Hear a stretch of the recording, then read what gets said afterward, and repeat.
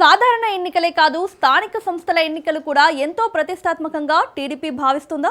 మంత్రులు ఎమ్మెల్యేలపై చంద్రబాబుకి నమ్మకం లేదా? అందుకే పార్లమెంటరీ కమిటీని రంగంలోకి దించుతున్నారా?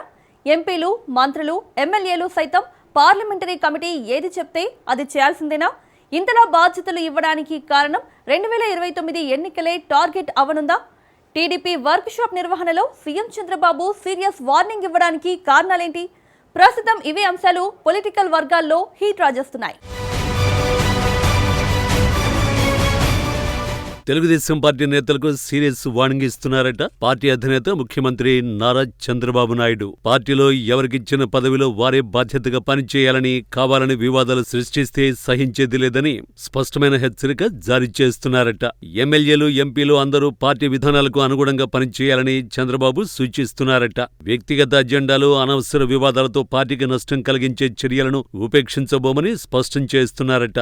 ఎవరికి కేటాయించిన బాధ్యతలు వారు సక్రమంగా నిర్వర్తించాలని, కావాలనే సమస్యలు సృష్టిస్తే పక్కన పెడతామని తేల్చి చెబుతున్నారట. ప్రజల కోసం పనిచేస్తున్నారా, పార్టీ లక్ష్యాలను అమలు చేస్తున్నారా అన్న అంశాలపై క్షుణ్ణంగా పరిశీలన ఉంటుందని చెబుతున్నారట. పనితీరు సరిగ్గా లేకపోతే ఎలాంటి మొహమాటం లేకుండా పక్కకు తప్పిస్తామని హెచ్చరిస్తున్నారట.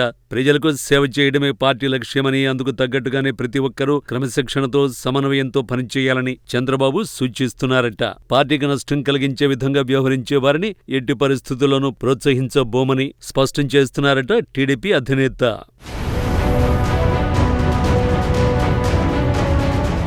అమరావతి కేంద్రంగా పార్టీని మరింత బలోపేతం చేసేలా టీడీపీ అధినేత ప్రత్యేక దృష్టి సారించారు. గతంలో ఎన్నడూ లేని విధంగా సీఎం చంద్రబాబు పార్టీ కార్యాలయానికి సమయాన్ని కేటాయిస్తున్నారు. ప్రతి వారంలో ఒకరోజు కేంద్ర కార్యాలయానికి వచ్చి ప్రజల అర్జీలు స్వీకరిస్తూ రాష్ట్రంలో ఉన్న పరిస్థితులు, అలాగే పార్టీ బలోపేతం కోసం పనిచేస్తున్న టీడీపీ నాయకులపై ఆరా తీస్తున్నారట.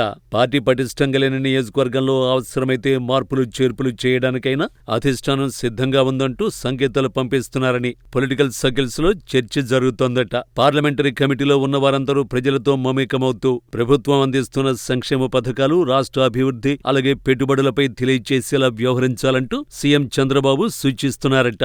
ఎన్నడూ లేని విధంగా ఈసారి సీఎం చంద్రబాబు పాలనపై దృష్టి పెడుతూ గ్రౌండ్ లెవెల్లో వాటిని చేరవేసే విధంగా క్యాడర్ని బలోపేతం చేయడంలో వ్యూహాలు రచిస్తున్నారట.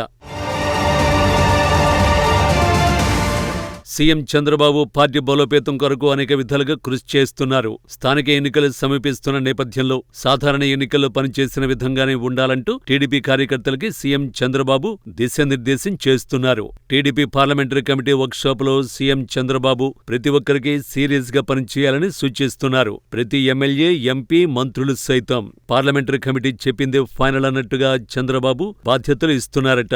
కానీ పనితీరు సరిగ్గా లేకపోతే తప్పనిసరిగా పీకి పక్కన పెట్టేస్తా అంటూ ఘాటైన వార్నింగ్ ఇస్తున్నారట.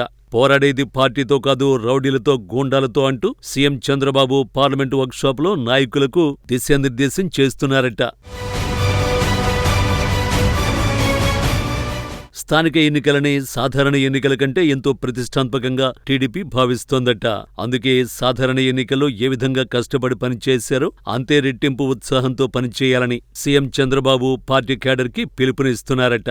వైసీపీ నాయకులు కూటమి ప్రభుత్వంపై చేస్తున్న విష ప్రచారాన్ని తిప్పికొడుతూ రాష్ట్ర ప్రభుత్వం అమలు చేస్తున్న విధి విధానాలు, అలాగే అభివృద్ధిని ప్రజల్లోకి తీసుకువెళ్లాలని టీడీపీ వర్క్షాపులో పలు సూచనలు చేశారట.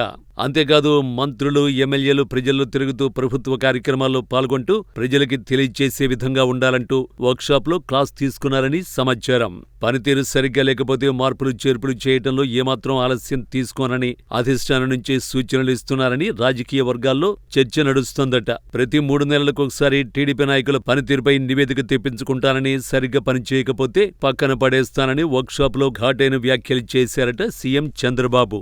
వచ్చే ఎన్నికల్లో కూడా కూటమి విజయం సాధించాలంటే ఇప్పటి నుంచే వ్యూహాలు అమలు చేసే దిశగా సీఎం చంద్రబాబు అడుగులు వేస్తున్నారని పొలిటికల్ సర్కిల్స్ లో చర్చ జరుగుతోందట. 2029లో సీఎం కుర్చీ చేజారిపోకుండా చంద్రబాబు క్షేత్రస్థాయిలో పనిచేయాలని తెలుగు తమ్ముళ్లకి దిశానిర్దేశం చేశారట.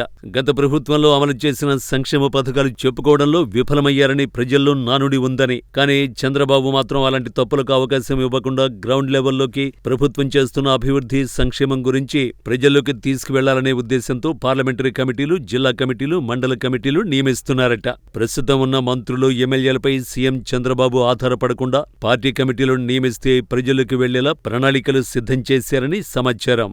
మరి చంద్రబాబు వ్యూహాలు ఎంతవరకు ఫలిస్తాయో వేచి చూడాల్సిందే.